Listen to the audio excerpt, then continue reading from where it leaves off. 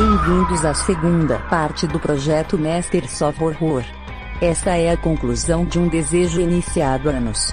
Compartilhar com todos vocês uma excelente série de terror, com direção de renomados diretores. E o melhor, apresentada a vocês por nossos amigos ouvintes, leitores e podcasters. Nossa participação só se resume em publicar esse conteúdo para que vocês ouçam. Mais uma vez nosso muito obrigado por nos acompanhar e prestigiar o Cine Masmorra. Boa diversão e tenham medo. Tenham muito medo.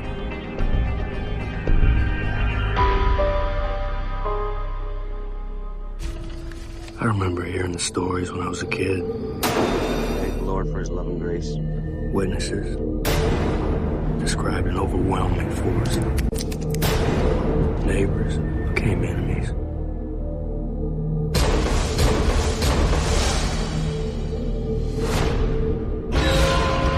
People died like animals.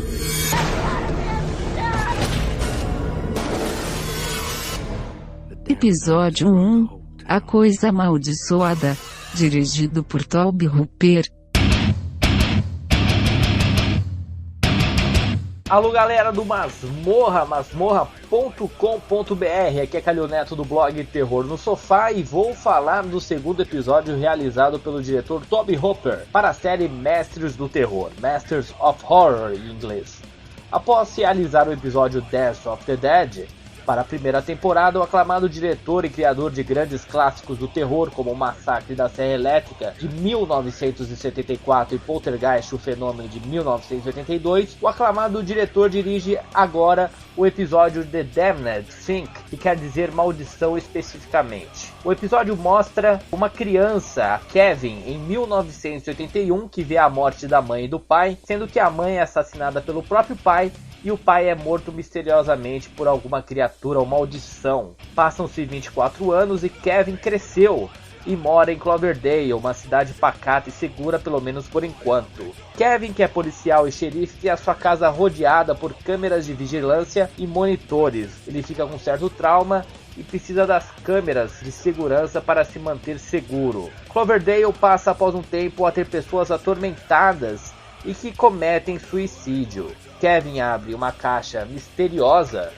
deixada pelo pai e descobre que a sua família libertou uma maldição que veio da cidade de Sturgis, hoje uma cidade fantasma. A maldição toma conta de Cloverdale e Kevin tenta proteger a sua família, isto é, a sua ex-esposa Dina e o filho Mickey, que agora mora em um trailer.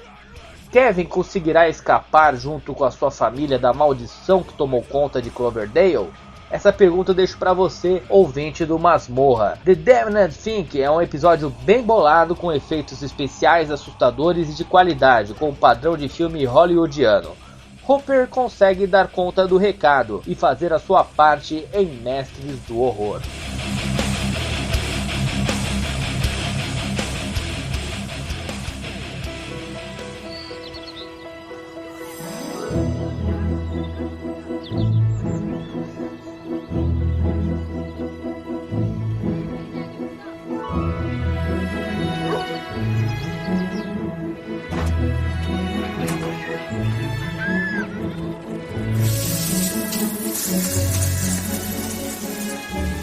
Episódio 2 Família, dirigido por Joe Landis.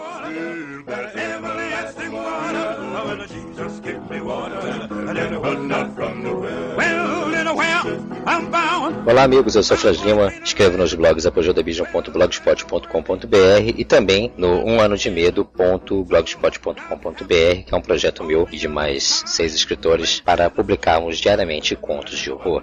Estou aqui a convite da Angélica, já conhecida de vocês, para comentar o segundo episódio da segunda temporada de Masters of Horror, chamado Family. O episódio é dirigido por John Landis, consagrado diretor, que tem entre suas obras o clássico clipe Thriller, com Michael Jackson, e também o Lobisomem Americano em Londres. Bom, o episódio, ele não tem uma história inovadora, por assim dizer, mas ele tem uma direção primorosa e atuações também muito boas. A história se passa em um bairro muito pacato, provavelmente uma cidade interiorana dos Estados Unidos, e é nesse bairro que nós conhecemos Harold, um senhor acima de qualquer suspeita, o típico boa praça, gordinho, aposentado, caucasiano, acima de qualquer suspeita, o cidadão modelo. E com poucos minutos, ao som de uma música gospel muito interessante, nós descobrimos que Harold é na verdade um psicopata, por sinal um psicopata muito, muito perigoso.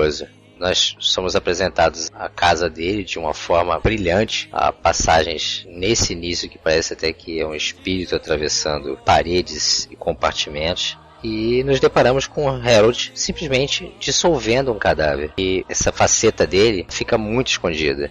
Alguma coisa o interrompe, ele sobe para pegar um ar e nessa saída da residência ele conhece, ainda que à distância, um jovem casal que está se mudando para esse bairro. E esse casal, tão simpático quanto o próprio Harold, chamados Sally e David, estão ali para refugiar-se, transformar aquele lugar numa ilha onde eles consigam realmente fugir de um problema que eles tiveram, um problema que ainda acaba atormentando-os, que de certa forma aparentemente desagregou um pouco o casal. Após eles se instalarem, eles resolvem conhecer um pouco do bairro e no retorno desse passeio, um tanto quanto altos de bebida, acabam batendo o carro na residência, né?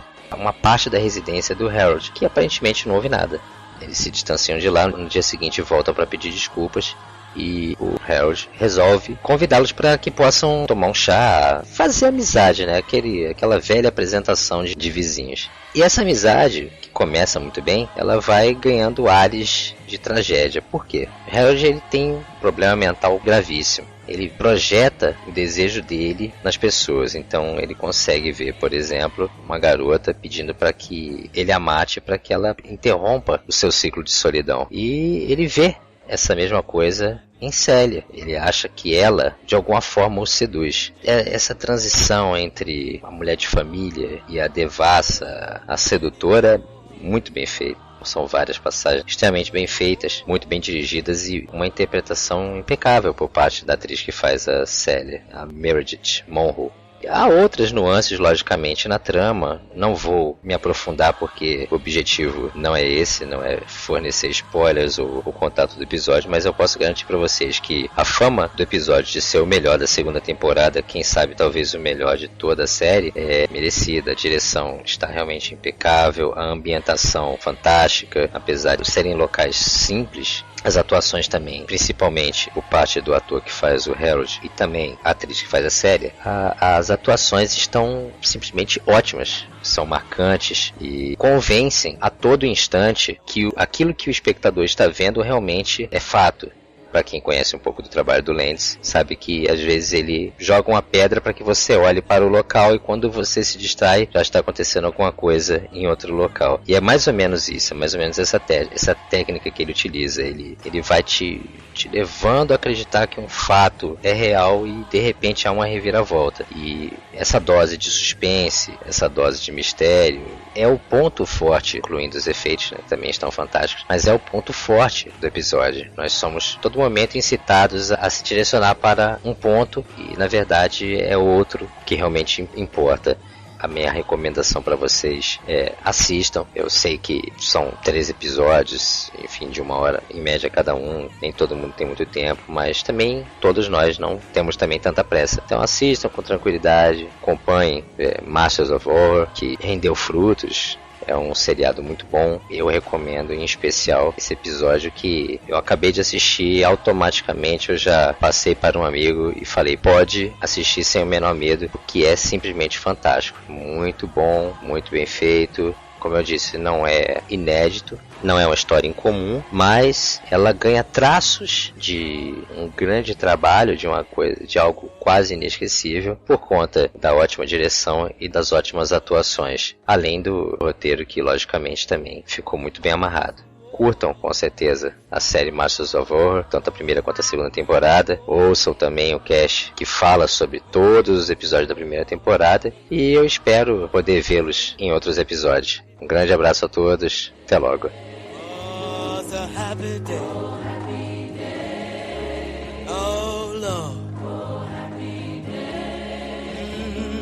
Good God.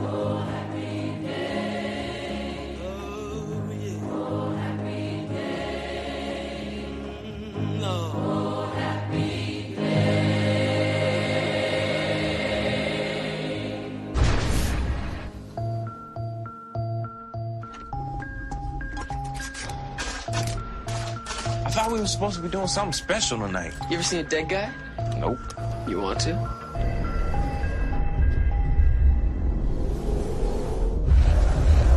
Looks like straight out of Vengeance of Doom. Damn, it's dark in here. Dead people don't need light. Hear that? Music. Maybe, Episódio 3. A palavra com V. Dirigido por Ernest Dickerson.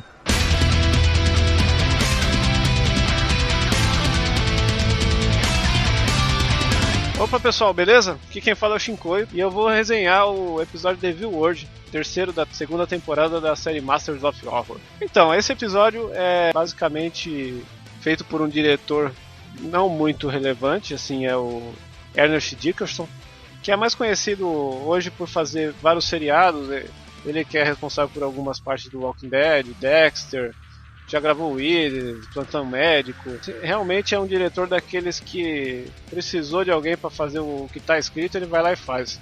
Não se vê muita personalidade no trabalho dele. Se olhar a ficha, você vai ver até algumas coisas relevantes, como um filme que eu gosto muito, que é A Prova de Balas, o Adam Sandler e o Damon Wayans. Gosto muito assim, né? Sessão da Tarde, VHS mofada.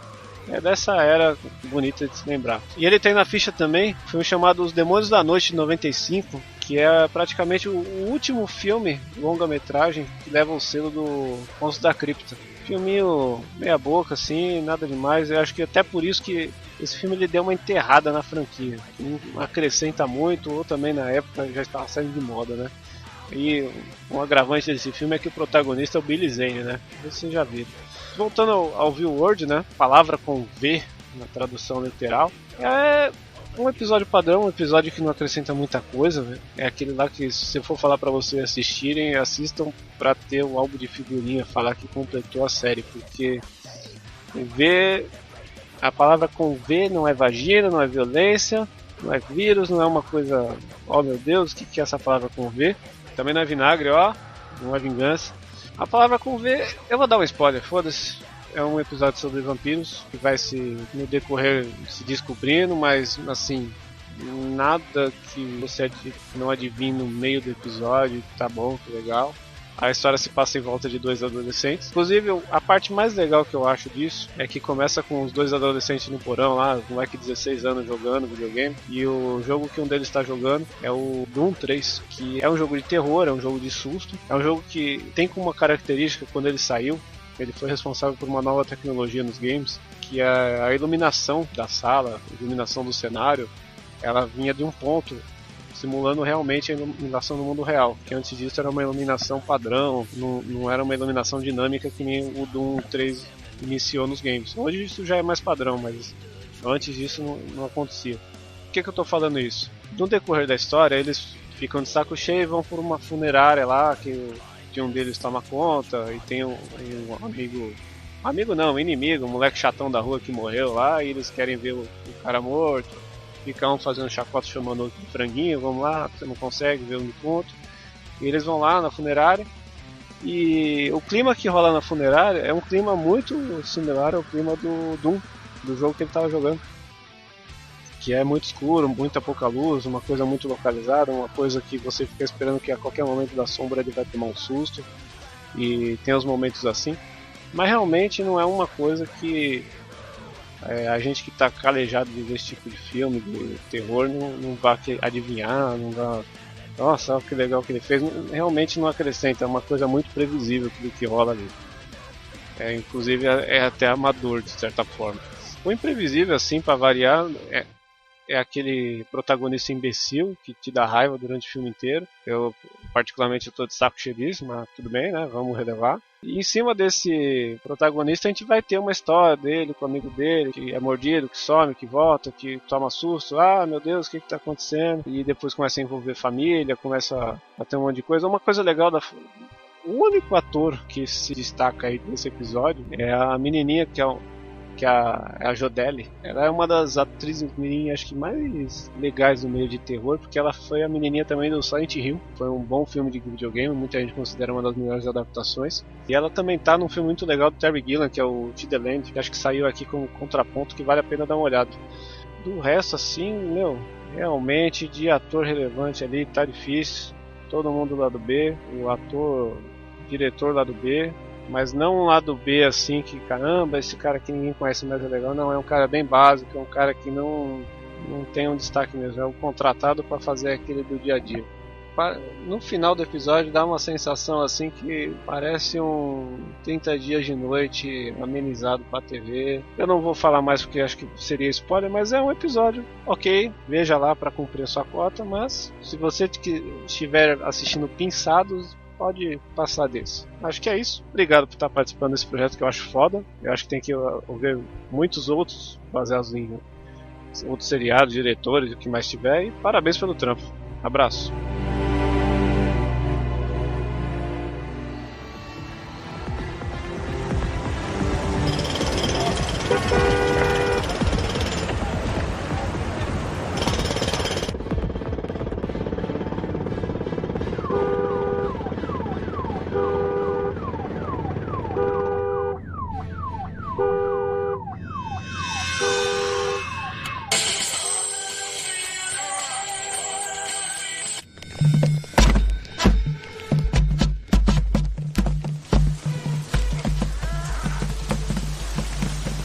Episódio 4, Parece com. Dirigido por Brad Anderson. Roll, bitches!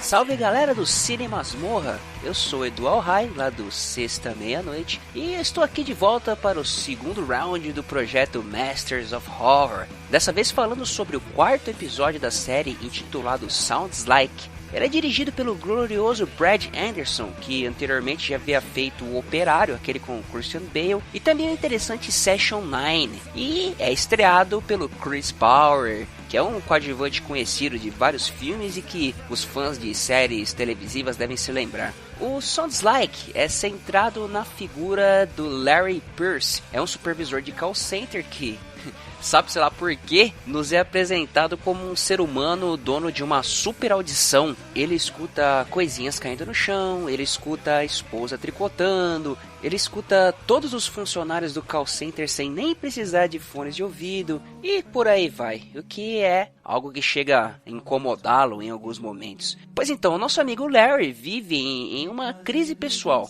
Há pouco tempo ele perdeu seu filho de 6 anos por uma rara doença cardíaca e a trama se desenvolve com ele se enfiando cada vez mais em um mundo de loucura e paranoia. O interessante do episódio é exatamente isso, o quanto o personagem se afunda na sua loucura, visto que em determinado momento a gente nem sabe direito até que ponto que a sua super audição é verdadeira ou é parte do delírio do personagem. Outro fator curioso é a constante busca do Larry pelo silêncio, que é uma coisa rara hoje em dia, convenhamos. Já pararam para pensar o quanto é difícil conseguir um ambiente completamente silencioso hoje em dia, onde a gente pode, sei lá, mergulhar nos nossos pensamentos sem nenhuma interferência? Você amplifica isso por 1000 e nós temos o drama aí do caríssimo Larry Pierce.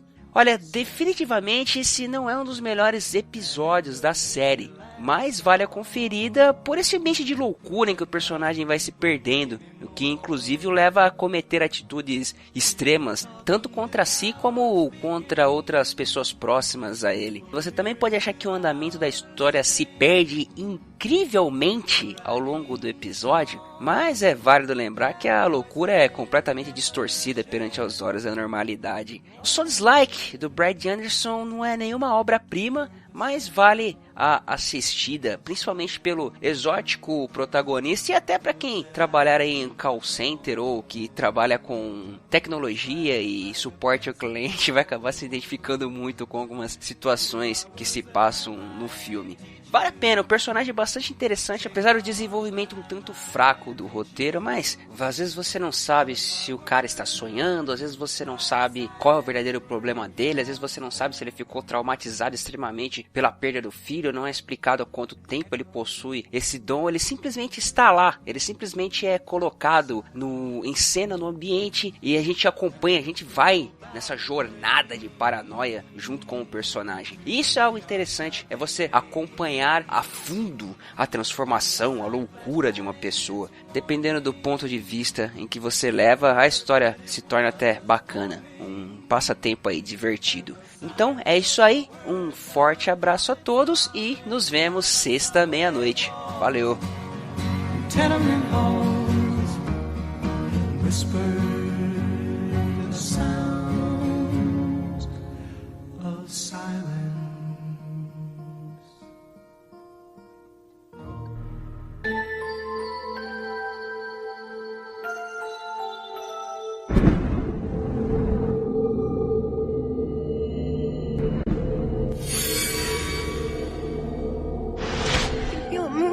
An active baby is a healthy baby.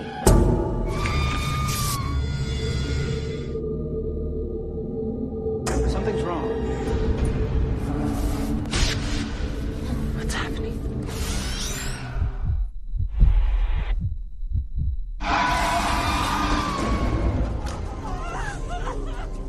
Protect the baby. Episódio 5, A Favor da Vida. Dirigido por John Carpenter.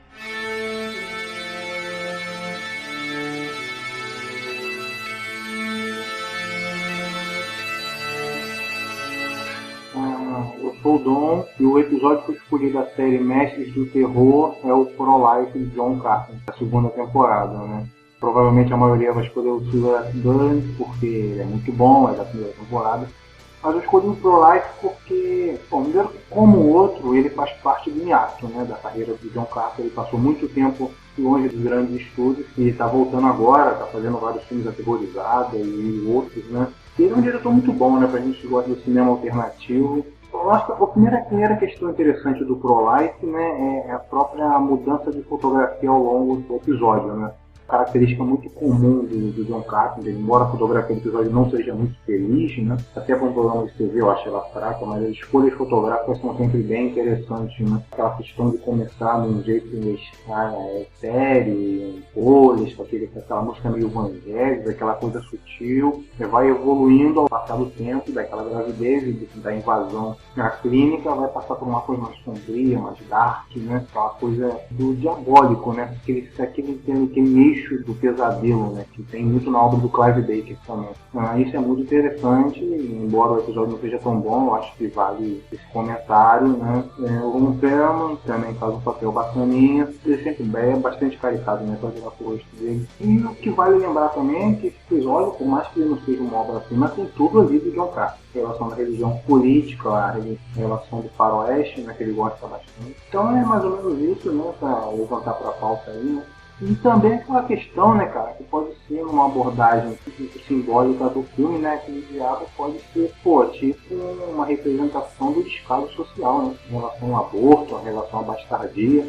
Essa questão muito complicada na questão dos Estados Unidos, né, como é que isso funciona lá, né, que as crianças são abandonadas, elas ficam na rua, então aquele diabo daquele final, né, aquele inferno do final, pode ser o descaso social no caso. Então é mais ou menos isso, valeu.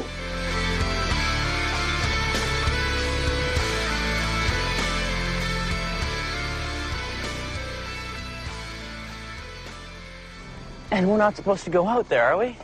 I mean, maybe there's a reason people don't go this deep into the woods.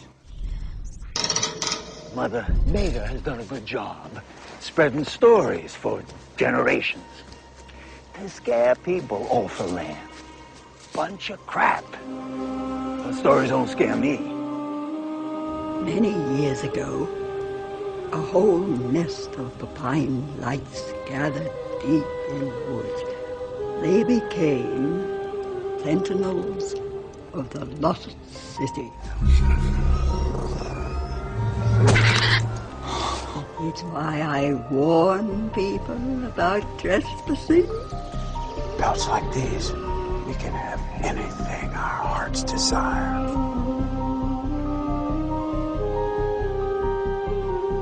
By this time next week, Lou, we're gonna have one of the world's most extraordinary fur coats. It's gonna make me a very rich man. And you'd like that, wouldn't you, Shannon?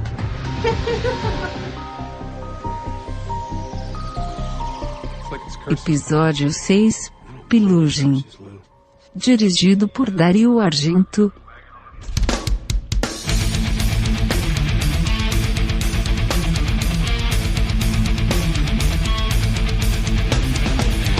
Olá pessoal do Cine Masmorra, aqui é o Vinícius do blog velhaonda.wordpress.com. Venho falar do episódio 6 da segunda temporada da série Masters of Horror, chamado Peltz, que é dirigido pelo mestre Dario Argento e é baseado num conto de F. Paul Wilson.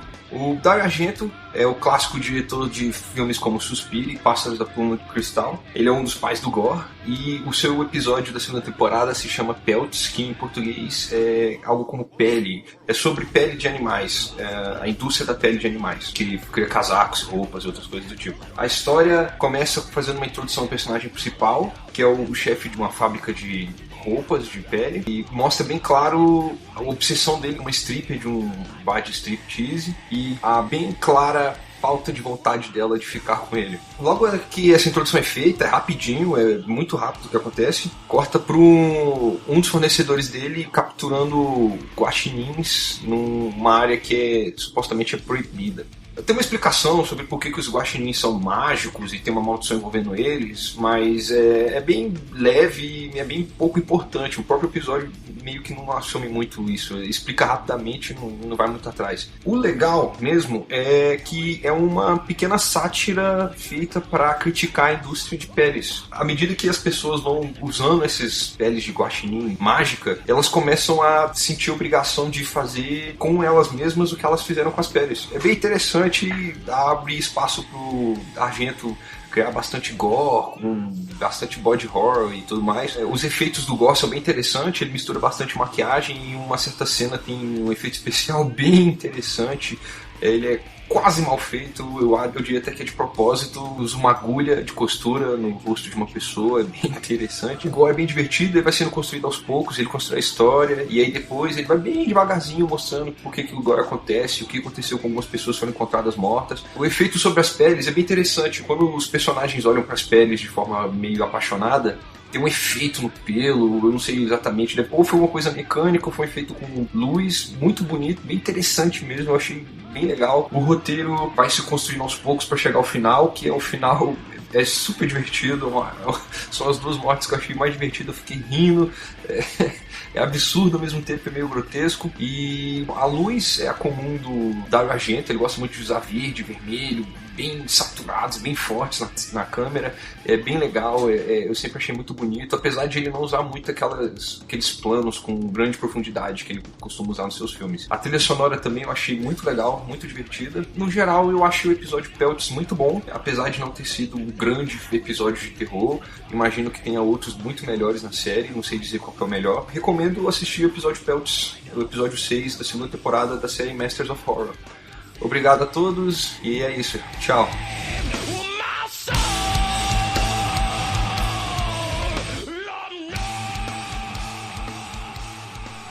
In the garden, man lived in a state of innocence and bliss. Then woman arrived, temptress, and wrecked God's plan.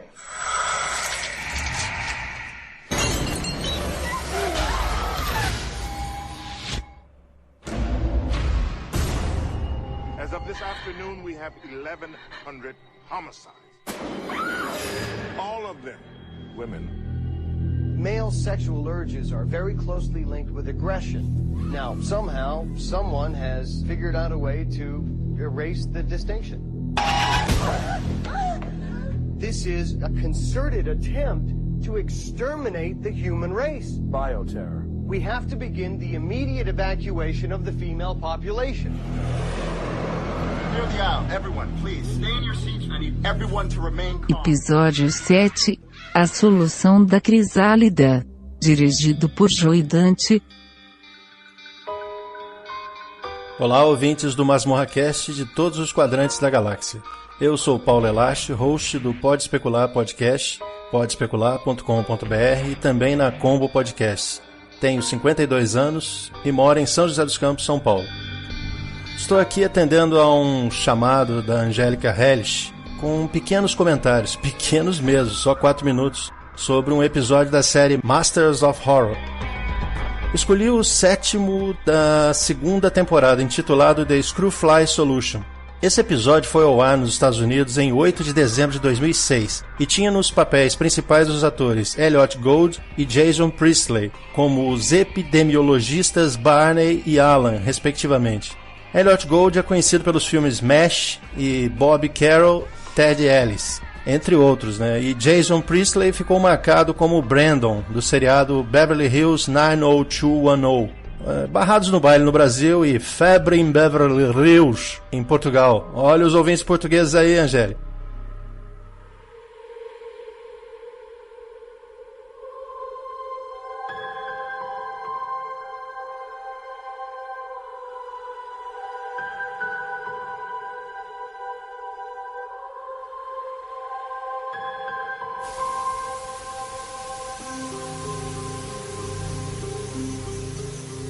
The screwfly, tiny, seemingly innocuous, but a deadly menace to men and cattle alike.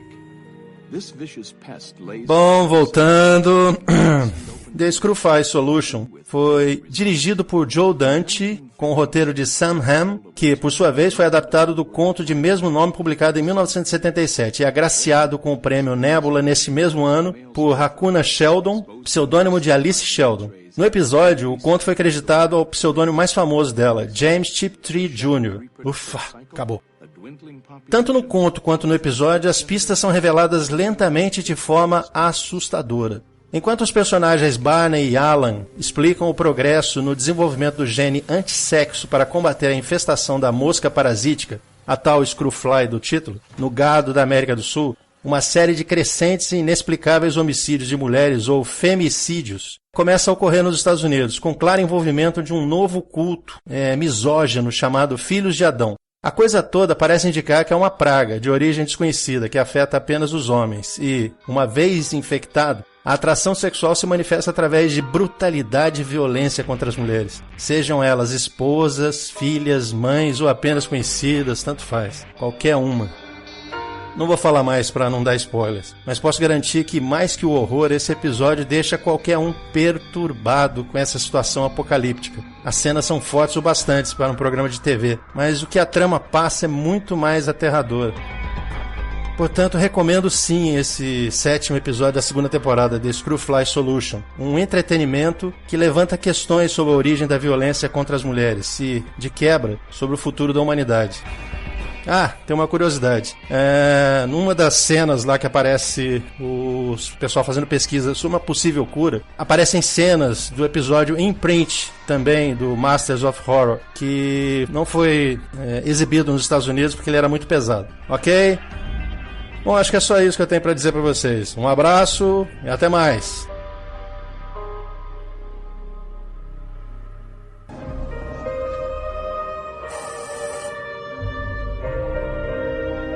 Welcome to Heiberger House. Sign here.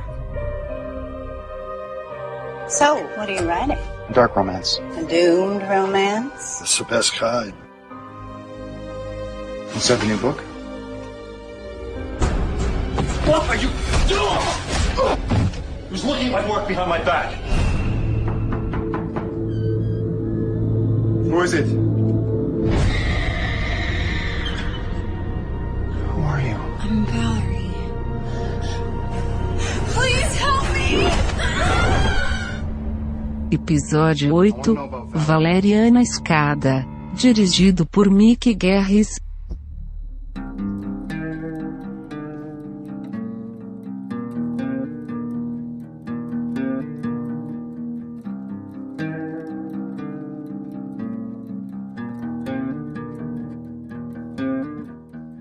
Tudo estava na minha cabeça. A vida que eu vivi ontem, os sonhos que eu tive na noite passada, as palavras que eu coloquei no papel.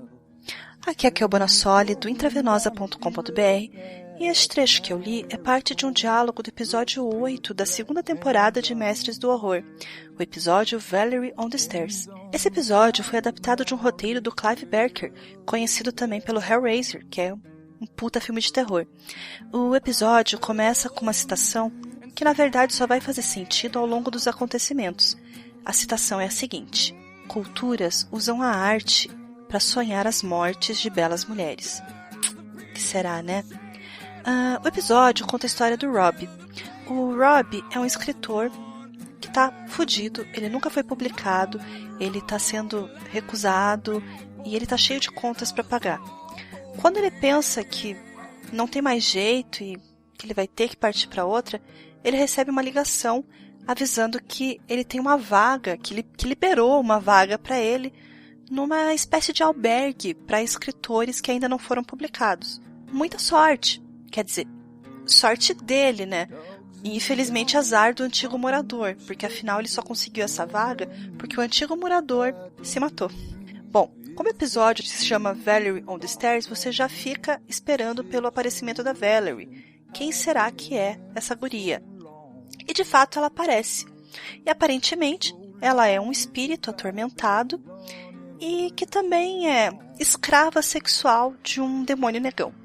Então essa é a Valerie. Depois que ele começa a ver a Valerie, ele acaba se envolvendo com ela, tem todo um momento de questionamento, de confronto com os outros moradores. Entre os outros moradores tem o Christopher Lloyd, que tá genial de foda. Mas o que eu vou adiantar pra vocês é o seguinte: o episódio é legal, os efeitos não são geniais, tem uns efeitos assim que são bem sofríveis, mas a ideia que eles tiveram são coisas que estão no nosso imaginário mesmo. Então, eu vou ser sincera, dizer que eu levei alguns sustinhos, foi bem bacana mesmo. Tem paredes que escondem portas, sexo, sustinhos. E você? Se não houvesse diferença entre algo que você imaginou e algo real, o que você faria?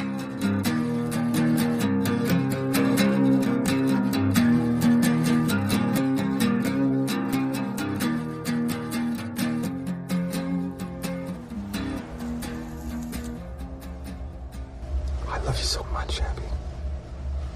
We're gonna grow old together. I'm never gonna let you go. I'm never gonna let you go.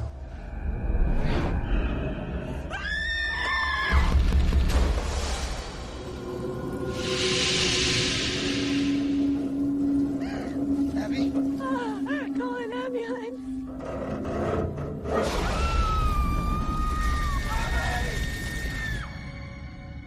I'd like you to prepare yourself. If you choose to discontinue life-sustaining procedures, you'll need to get an attorney to contact the hospital's legal department. I want you to answer this not as an attorney, but as my friend. Is this the right thing to do? The thing about Abby, she would have forgiven you. You didn't know her very well. Abby is in a coma, Cliff. I guarantee you she's not left the hospital room. Maybe not her body, but what about her soul? Episódio 9 – Direito à Morte. Dirigido por Rob Schmidt.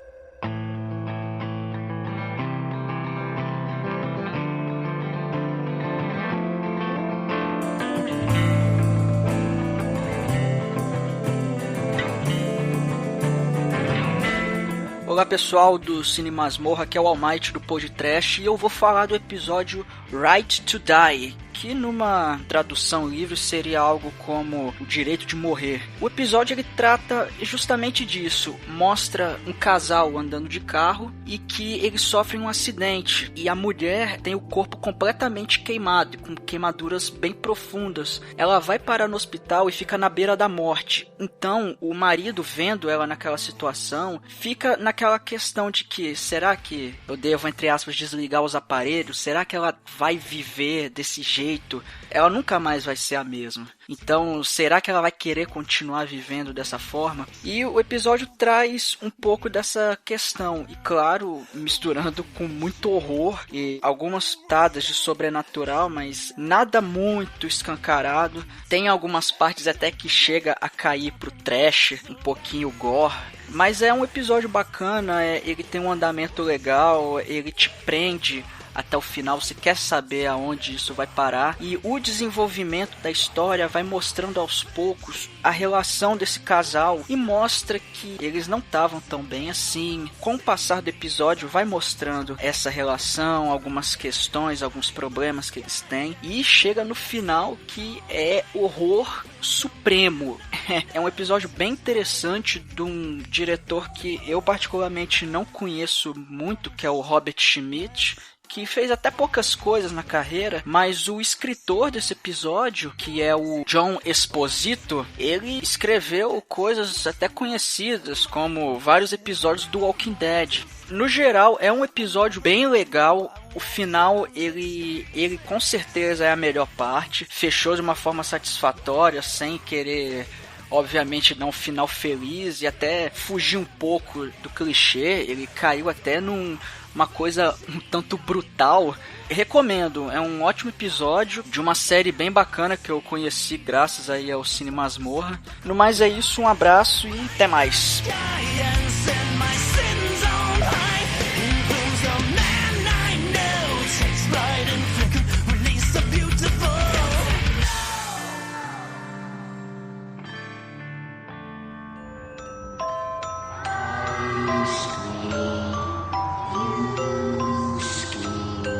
A lot of kids wandered last night. Here you go, kid. Does Mom know you're out here? I don't want to miss him. He was in bed by 9. First Bobby disappears. I don't know what happened. Then Kent does. What's going on? When you were a kid, did you ever tease the way you would regret the rest of your life?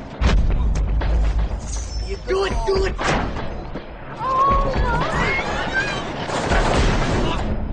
What happened to Buster? He died. Cherry Time Ice Cream hasn't fielded a truck in 20 years. Buster has come back. He uses the kids to get us. I want you to take Toby and Mary Lynn to your mother's. Episódio 10. Todo mundo grita. Dirigido por Tom Holland.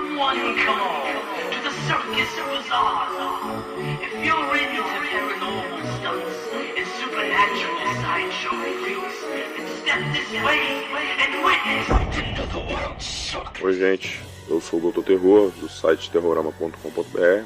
Eu tô aqui para falar sobre o 10º episódio da segunda temporada da série Mestres do Horror. O episódio se chama We All Scream for Ice Cream. É uma adaptação do conto de John Ferris, que foi publicado em 1989. Se chama Ice Cream, You Scream, We All Scream for Ice Cream.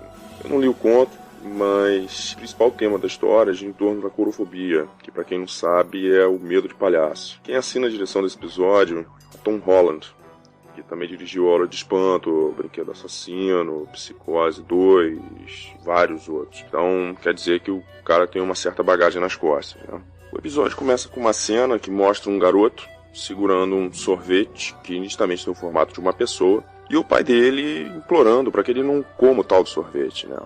O garoto acaba dando uma mordida no sorvete e conforme ele vai comendo, o pai começa a se derreter até que ele se transforma em uma tremenda poça de sorvete que vai se espalhando pelo chão e só deixa as roupas dele ali. A cena chega até a ser meio ridícula, mas é bem a cara do episódio, assim. Primeiro pela questão do sorvete voodoo, né? A única coisa que eu imaginava na hora é que ainda bem que pararam de vender bala-boneco. Segundo, porque o pai está a menos de 2 metros do garoto. Basta ele dar um bote que ele arrancava o sorvete da mão do garoto. Mas ele não vai fazer isso, né? Até mesmo porque se ele fizer, não tem episódio. Mas tudo bem, aí a cena corta para um enterro e é aí que a gente vê o nosso personagem principal, né? Que é o Lane Bannister, que é interpretado pelo Lee Taggerson. A maioria vai se lembrar dele da série Oz. E o último trabalho que eu vi com ele foi A Coleção, que é a continuação do Colecionador de Corpos.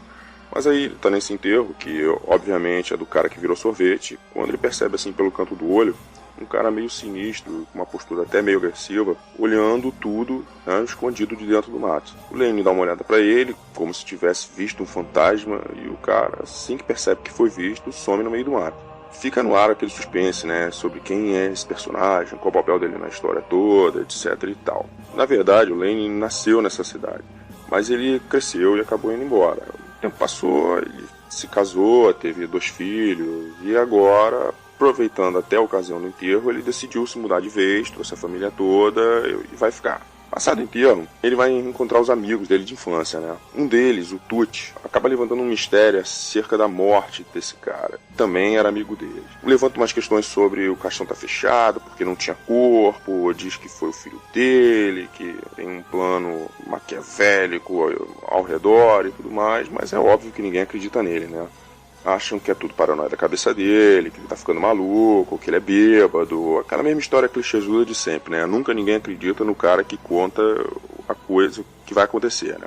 O problema é que as mortes continuam a acontecer, e é aí que o Lane liga o alerta dele, né? Até mesmo porque ele mesmo começa a ver alguns fatos estranhos. Ele, voltando para casa uma vez, ele vê umas crianças na rua, tarde da noite, meio que em transe, né?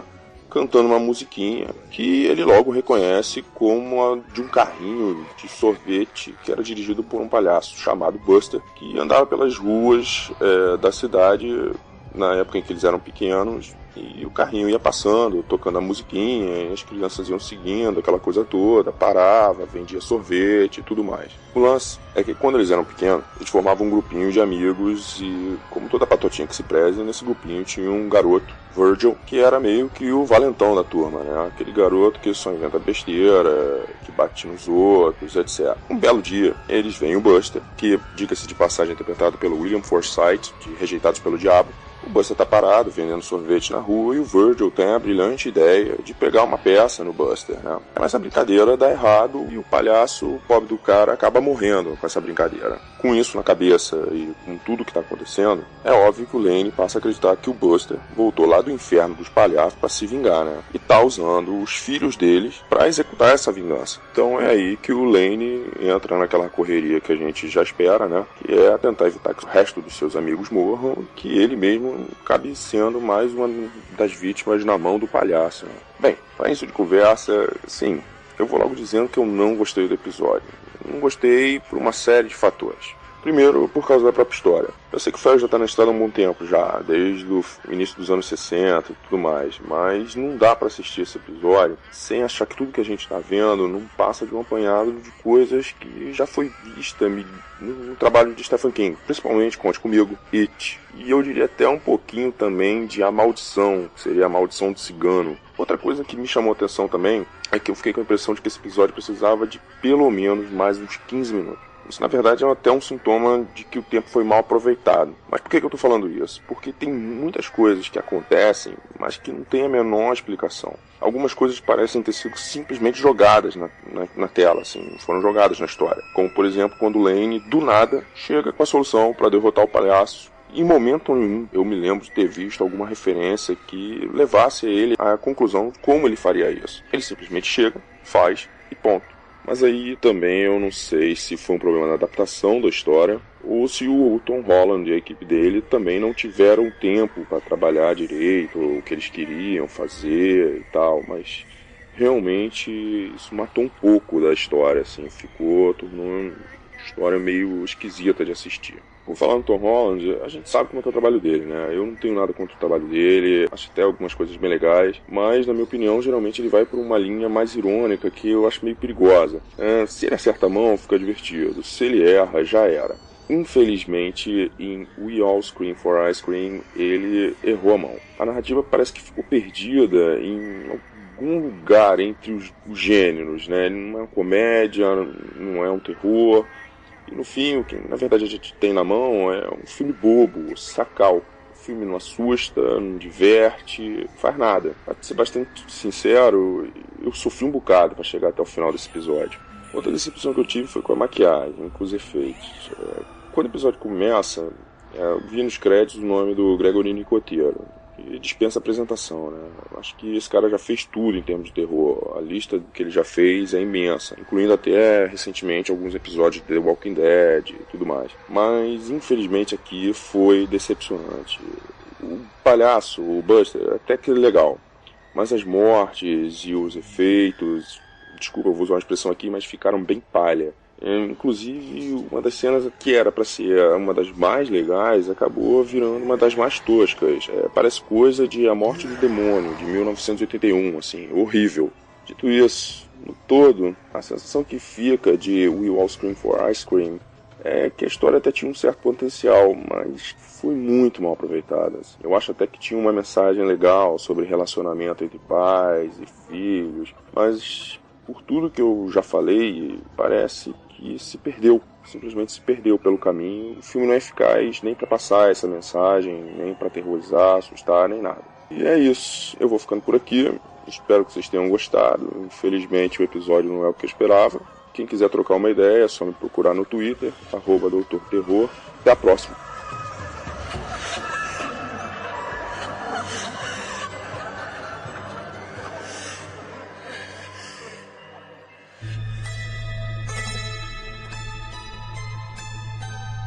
Another tale.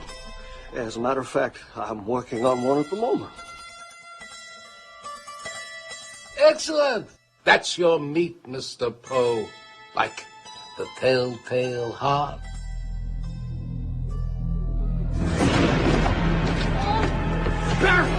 Live! Wherever you get your ideas. Take my advice, Mr. Poe. Leave the poetry to the ladies. No bad things. Give us another of those.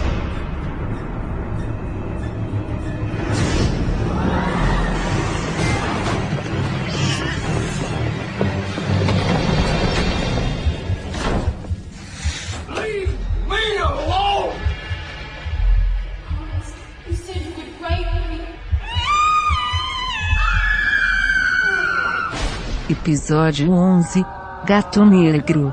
Dirigido por Stuart Gordon.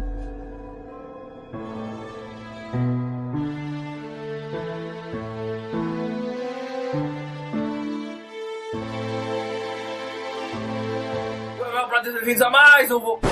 Opre! Nós não estamos no VugoCast.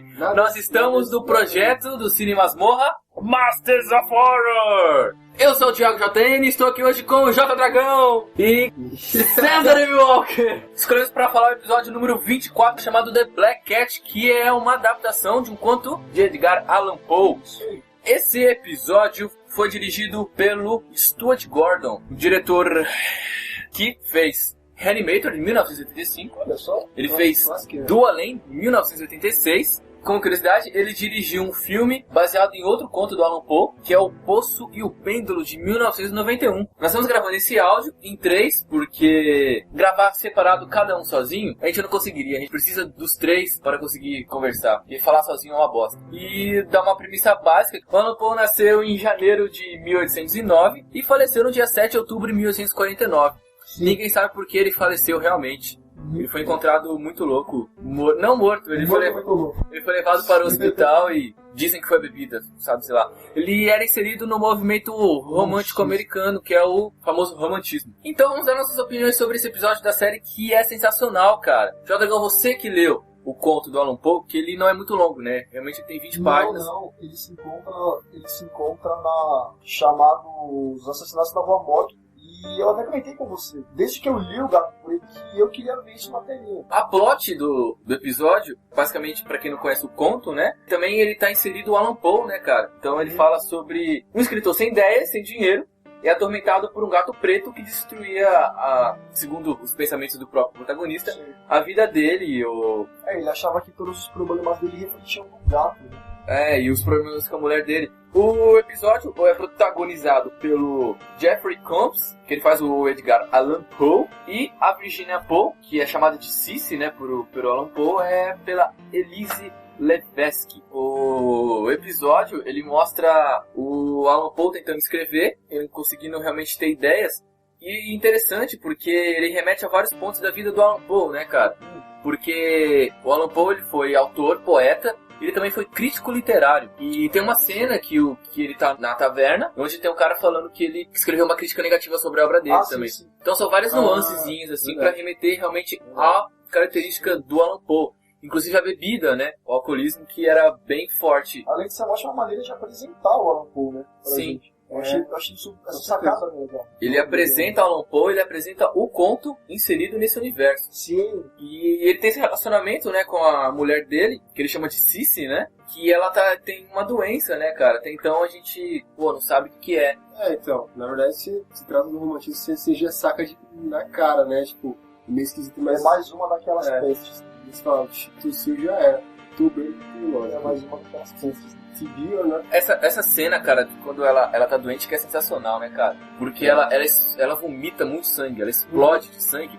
E o diretor, o Stuart Gordon, ele dá um contraste muito grande, cara. Fica muito lindo nessa cena, que ela tá tocando piano. Muito foda, né? É o sangue vermelho, o contraste com as teclas brancas do piano. Sim, o sangue caindo no piano. E o próprio Alan Poe fica desesperado, né, cara? Porque ele quer realmente ajudar a mulher dele a sair dessa, só que ele tem o alcoolismo já vindo de background, e ele tentando escrever pra conseguir dinheiro, né? Ele começa a tentar escrever, né? Tem uma ideia pra produzir um novo conto, porque ele precisa de dinheiro, realmente. E ele não consegue, é a cena da piração dele, né, cara? Onde que ele realmente atribui tudo que tá acontecendo ao gato, mesmo a falta de criatividade dele. Tem as cenas, a direção de arte é maravilhosa desse episódio, onde ele começa a atrás do gato e...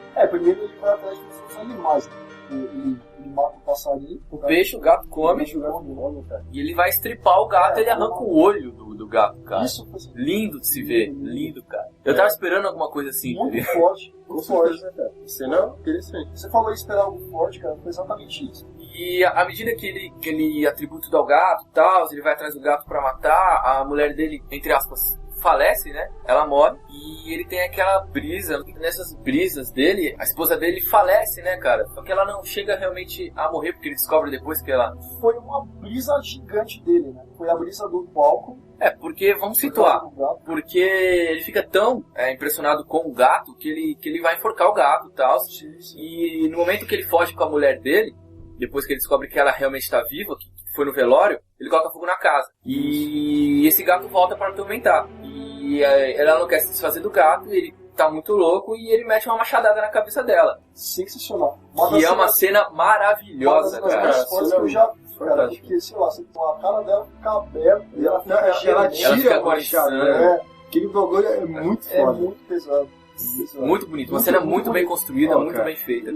Ele coloca ela numa parede, né? Ele abre uma parede e coloca ela lá dentro, morta, depois que ele se arrepende de ter matado ela por engano. O que eu estava vendo, cara, eu estava indo numa prática em algum lugar medieval, isso aí, cara. É mesmo?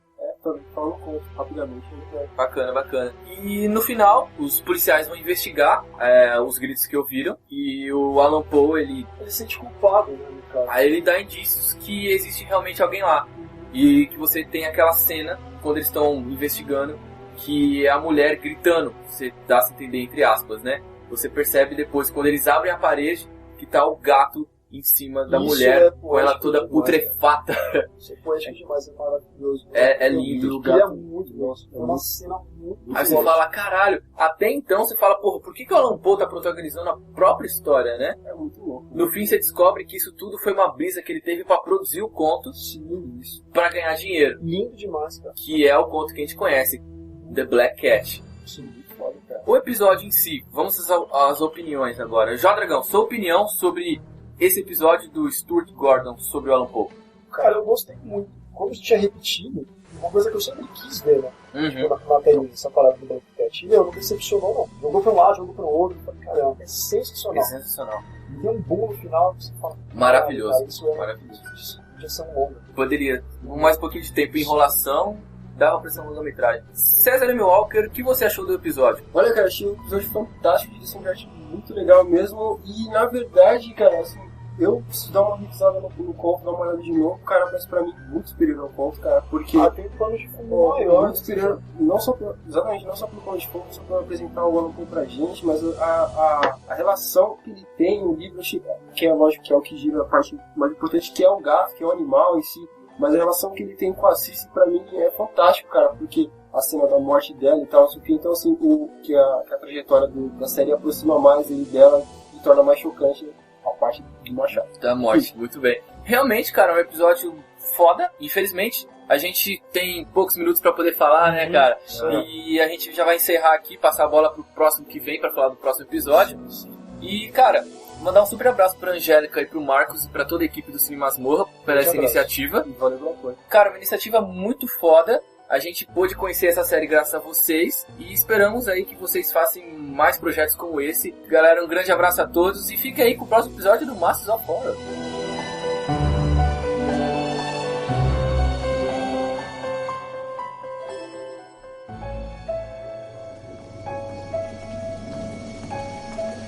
Americans who are only too happy to believe what we historians told them to believe. George Washington was not the gentle, kind old man put him up to be.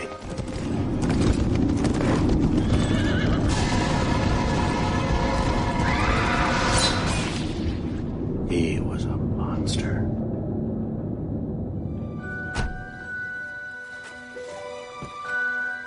Here it is. Do you remember it, Amy? Yeah, I remember. I did find something in my grandmother's house. There might be something there worth more than the unexperienced eye can see. I'm not sure you realize what you have here, Mr. Franks. This letter could forever change the image we have of George Washington. You want this knowledge to be known? Episódio 12. Washingtonianos. Dirigido por Peter Medak.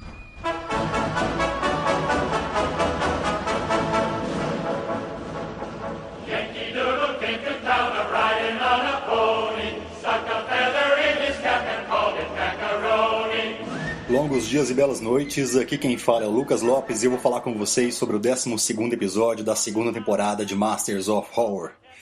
O episódio se chama The Washingtonians, ou Os Washingtonianos em português, e foi dirigido pelo Peter Medak, que tem como sua maior obra no cinema, pela minha opinião, o filme A Troca, de 1980. Fora isso, ele dirigiu umas bombas aí, que nem a Experiência 2, e vem fazendo uma carreira interessante na televisão, dirigindo episódios de séries como Cold Case, Carnival, Breaking Bad, e agora também essa série baseada no Hannibal. A gente pode perceber que na segunda temporada da série, muitos dos diretores convidados possuem carreiras mais consistentes na TV do que no cinema, como o próprio Medak. E de forma geral, eles estão muito longe de serem considerados mestres do horror mesmo, como outros que participaram, principalmente da primeira temporada, como o John Carpenter, o George Romero, o Takashi Miike e o Dario Argento. Mas agora entrando mesmo no episódio em si, né, tem algumas coisas interessantes nesse Washingtonianos. Uma é que ele resgata uma fórmula que fez muito sucesso recentemente com Quentin Tarantino no Bastardos Inglórios, que é a tática de cagar e andar para a história oficial, descrevendo os fatos de uma maneira que ele acha mais conveniente. O Tarantino usou a Segunda Guerra Mundial, e aqui o Peter Medak trabalha com um roteiro que coloca em xeque a vida ilibada do George Washington, que é uma das maiores personalidades da história americana. Outra coisa interessante é que ele usa um dos temas que, para mim, são um dos maiores agentes assustatórios do mundo atual, que é o canibalismo.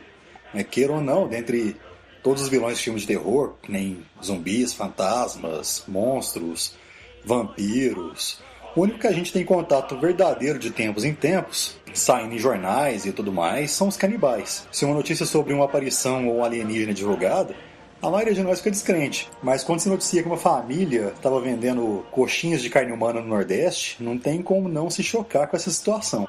Então, os Washingtonianos falam sobre uma família que viaja até uma pequena cidade do interior dos Estados Unidos, que lembra muito aquela do filme 2001 Maníacos, que é com o Robert Englund, né, o Fred Krueger, e que foi produzido, se não me engano, pelo Eli Roth, do Albergue. E eles vão lá para resgatar a herança de um parente morto. No meio dessa herança, né, o pai da família, o pai de família, que é o Mike, ele encontra uma carta que, com todo o seu conhecimento de caligrafia histórica, na hora ele percebe que foi escrita pelo George Washington e revela que ele poderia ser um comedor de criancinhas no sentido culinário da palavra. A partir de então, todos os membros daquela comunidade que conheciam esse parente do Mike, se não me engano, o avô dele, começam a perseguir ele, revelando que o que existe ali é uma grande comunidade canibal que quer esconder esse segredo do primeiro presidente americano. O episódio ainda apresenta pra gente os Homens de Preto como se fosse uma versão capitaneada pelo Capitão Nascimento, botando bala na carne de todo mundo. É muito diferente do Will Smith e do Tommy Lee Jones. Então eu acredito que esse episódio não dá pra dizer que ele é um clássico e nem que tá entre os melhores dentre esses 26 episódios das 2 temporadas. Os 3 atores principais são muito fracos. O início foi muito perdido. Ele focou muito numa fobia de tudo que era sólido, líquido ou gasoso, que a garotinha Amy, né, filha do casal principal, possuía. Parecia que ia ser uma história sobre o medo da garotinha, sobre as fobias dela. E essa própria garotinha foi muito mal escolhida pro papel. Ela é grande, mondronga para uma garota de 10 anos. Os gritos dela são deprimentes. Ela é uma péssima atriz, assim como o casal principal também. E eu acho que os Washingtonianos ele não funcionaria bem como um filme. Como eu acho que, por exemplo, o Queimadura de Cigarro do John Carpenter na primeira temporada funcionaria. Mas ele cumpre um bom papel como um conto de horror e como uma história simples e divertida para quem gosta do gênero. O ponto alto do episódio, para mim, é a caracterização da galera da sociedade canibal bizarra, né? Todos eles usam roupas do século XVIII, com aqueles sapatos, aqueles meiões de futebol, e babados saindo da gola, saindo das mangas, aquelas perucas brancas, o pó de arroz na cara, que acaba dando um puta contraste com o sangue de carne de gente que eles comem. Por algum motivo, os canibais não curtem assar a carne, não curtem usar talheres, mas eles curtem muito comer intestino cheio de dejetos corporais. Não dá pra entender muito bem. E eles comem carne de gente, assim como crianças comem manga, né? Eles ficam todos melecados. E até o canibal de maior finesse do cinema, que é o nosso glorioso Hannibal Lecter, aparece com a cara toda melecada de sangue numa cena dos Silêncios Inocentes.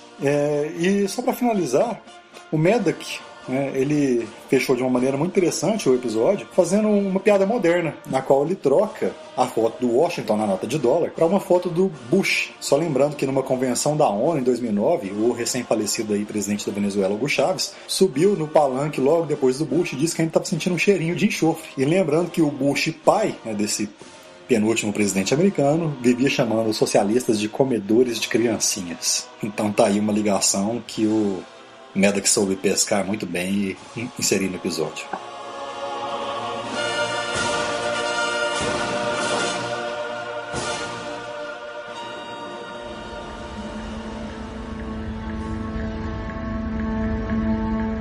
Four years since we got married.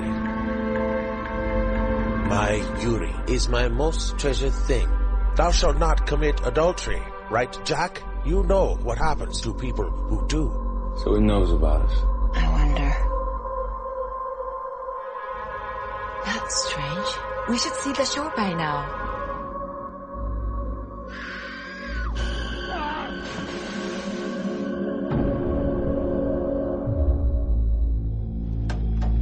The probably got hung up on some seaweed.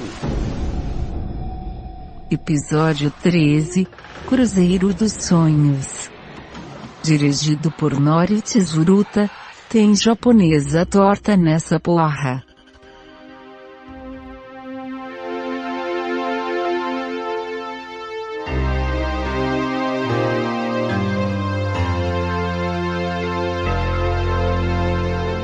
Olá pessoal, eu sou o Ivan e vim falar pra vocês do 13º e último episódio da segunda temporada de Masters of Horror, Drinkers. Esse filme foi dirigido por Norio Tsuruta, que dirigiu antes, entre outros filmes, o Premonition, título em português, alguns chamam de O Terror da Premonição, e dirigiu também Ringo, O Chamado. Funciona como prelúdio do Chamado original. Tem como participantes nos papéis protagonistas Daniel Gears como Jack. Daniel Gears já fez antes participação em Homem-Aranha. Tem o ator japonês Ryu Ishibashi no papel de Eiji. Já trabalhou em Audition, trabalhou em O Grito. Tem a linda Yoshino Kimura, que faz o papel de Yuri. Já trabalhou em filmes como Confessions, Ensaio sobre a Cegueira. E o meu favorito, Sukiyaki Western Django. Esse episódio conta a história de Jack, um advogado americano que está trabalhando há 2 anos no Japão. Jack tem em seu passado um acidente que o deixou aterrorizado com o mar por conta da fatalidade envolvendo seu irmão. E isso retorna na vida dele em pesadelos constantes, ao ponto dele mal conseguir dormir. E ter a versão completa ao mar. e Jack é convocado para defender o seu cliente mais importante, Ajax, em um problema legal. Essa reunião, por coincidência, é marcada nas docas. Jack aceita prontamente, apesar de sua aversão ao mar. E ao chegar nas docas, nós descobrimos que há um envolvimento afetivo de Jack com Yuri, que logo depois nós iremos a descobrir é a esposa do cliente dele. Só isso já é o suficiente para criar uma tensão razoável. Contudo, logo percebemos que as coisas ficarão mais complicadas, uma vez que Eide pede para que Jack o acompanhe num passeio de barco para discutirem os negócios. Bem, meus caros, a partir daí a história vai ficar muito mais interessante. Se você ainda não viu, veja Dream Cruise, um dos melhores episódios da série Masters of Horror. Eu certamente ainda tenho pesadelos até hoje.